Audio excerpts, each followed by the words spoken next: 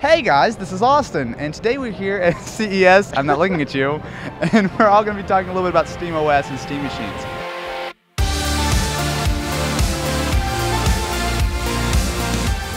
So, who is this guy? Okay, who is this? Hey guys, it's me, Linus. No, don't do that. HardwareCanucks, Dmitry here. And I'm Marques from MKBHD. So we literally all just met up here over at the Zotac booth, so we decided let's talk a little bit about SteamOS. So how many Steam machines have you seen so far? Like there's a Gigabyte one and there's the Zotac. Oh, Steam machines, okay, in terms of actual hardware? Yeah, I mean, yeah.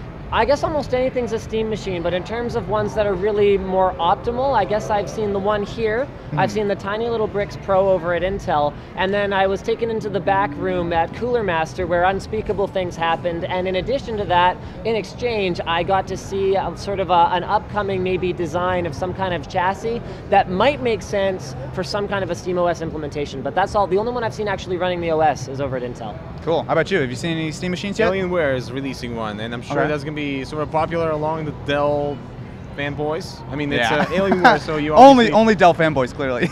Yeah, but it's obviously being targeted towards that market, like with their the X51. I asked them, is this going to be replaced the X51 from Alienware because it's also small form factor. It's running Windows versus SteamOS.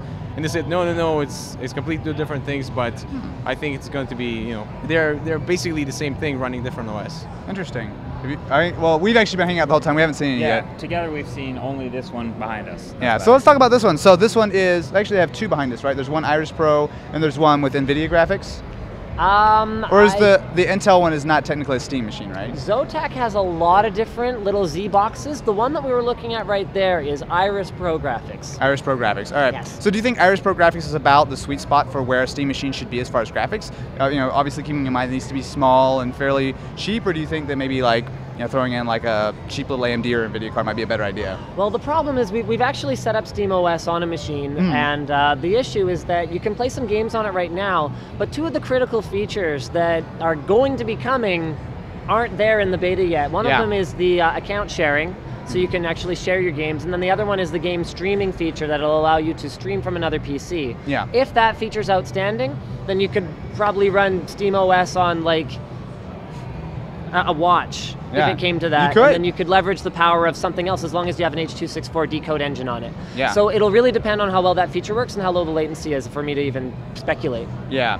I don't know. I mean, we both tried the NVIDIA Shield. Have you tried the Shield? Yes, absolutely. Okay, so all four of us have. So what do you guys think if the streaming service is kind of similar to Shield? Do you think it's going to be good enough? Do you think it needs to be better? Because I noticed for me with the Shield, it was good about within 10, 15 feet of the router, but if I went a room or so over, I started getting dropped frames every little while. What do you think it needs to be better? Do you think technology needs to advance a little bit more, or what? Start on that side this time. Start I'm curious what these guys think. All right, so what do you think? Well, streaming, I think, is the Shield technology. They showcased the demo at the NVIDIA press conference where they were streaming from France, and the gameplay was laggy. I'm going to be honest. It wasn't as smooth as we come to expect, but they're showcasing that this sort of streaming across the ocean is possible, and I think that the next thing for streaming in the living room, in the consumer home, is based on your router and expanding that signal, kind of like what Asus is doing with their modems and stuff.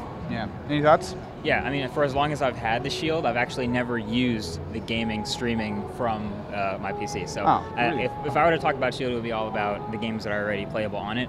But I get comments all the time about people who are trying this kind of stuff and saying, my internet connection, I don't know if it's good enough. I don't know if I'm going to be able to enjoy the experience fully. So I think once that's good enough, it's going to be really important for a lot of people. Cool. Yeah, I don't know. What do you think? Yeah, what do you think? It depends on how it goes. Like I said, with the Shield, I haven't had the best experience. I've got an AC router and the whole deal.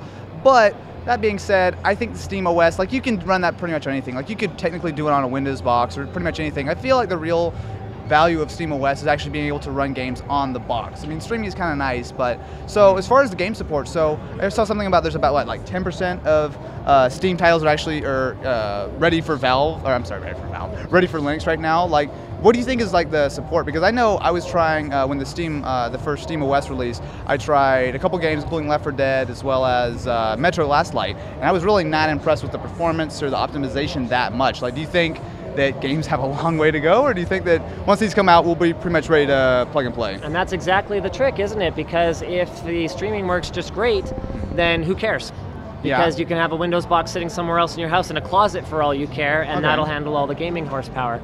As it is, I think my Steam library has around 45 supported games on SteamOS. Most of them are ones that's like indie games and stuff like that, but I'm just going to sort of take a moment here and go, okay, I'm going to be in completely the opposite camp of all of you, and GameStream is absolutely amazing. The issue is you do need the hardware for it. I actually have a $300 Ubiquity AC access point waiting for me when I get back. Now, from what I heard from Wendell at Tech Syndicate, he's saying that if you want a truly wired grade, obviously no wireless is ever wired grade, but if you want more like a wired grade wireless experience, there's either the Ubiquity or there's like $1,000 plus Linksys AC access point, and that's what you're pretty much looking at. So I'm going to be evaluating it from that standpoint, because I had a strong dual band router and I couldn't get more than 5 feet away from it. Then I went to an Asus strong dual band N router, and all of a sudden I could get to my bedroom, and I'm playing Super Meat Boy on Shield, streaming, not natively on Android. And the fact that I'm like 1.5 through 1.5 worlds using Shield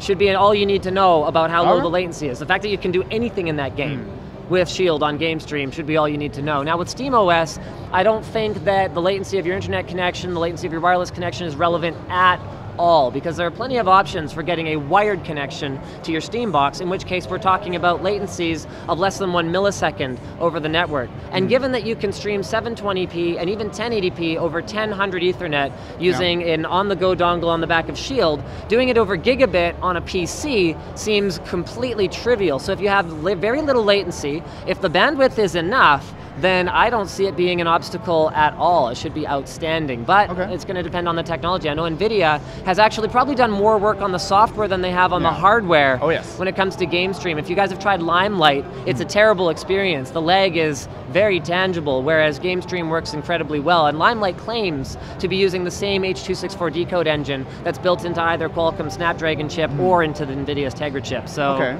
that's my take on it. So streaming, so let's just take a step back from the streaming though. Do you think that people are going to buy SteamOS, Steam machines to stream on? Like, do you think that that's going to be the #1 thing? Because I feel like there's other ways you could stream. Like, I just don't think that that's like the killer app. I feel like the killer app has got to be a cheap, small form factor PC that's actually in your living room or whatever. I don't see a lot of people who are going to buy a Steam machine and also going to have a $2,000 system in their other room. Like, do you think that's really going to be a really big thing, or? I think SteamOS is going to be for nerds at the beginning, and I think that they're probably just going to already own a PC.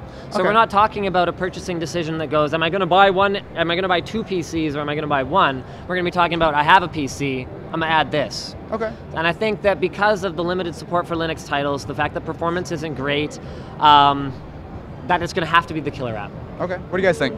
Well, I think for the Steam Machine, I think the biggest thing, aside from getting supported more games for the SteamOS, would be the form factor. A lot of people, you're all looking for a lot smaller form factor, compact, everything, and that's going to be the major sort of, your purchasing decision, I think, would be based on that.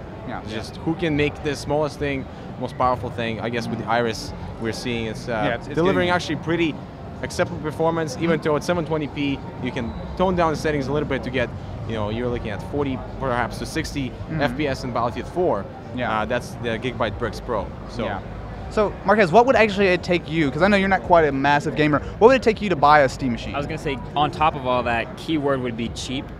Price for performance. When people are looking at adding something to what they already have, like you said, people already have a computer, the decision to make that extra purchase is going to depend entirely on how affordable they can get this stuff to be. So that's what I would add to that, is it has to be really cheap. That is exactly it, because that's what will make SteamOS make sense. Streaming from crap you already own, as opposed to buying a $2,000 gaming box that sits under your TV where you use it once in a while. So you hit the nail on the head. All right, so I think we've got it. So if you guys want to know more from these guys, so where can they find you, sir? Well, there's like a cave, and I live in it. Sometimes I come out of the cave, and the light, it blinds, Linus Tech Tips on YouTube, at Linus Tech on Twitter, or linustechtips.com if you want to join our community forum. All right, and Marques? YouTube.com/MKBHD, or anything else /MKBHD. Anything else? Anything else, except for RedTube.com. Except for Google Plus, ironically. RedTube. All right, and you? HardwareCanucks. So YouTube /HardwareCanucks and HardwareCanucks.com. Right. Anyway, guys, definitely be sure to go check these guys out, and we will catch you next time. Maybe. Probably not.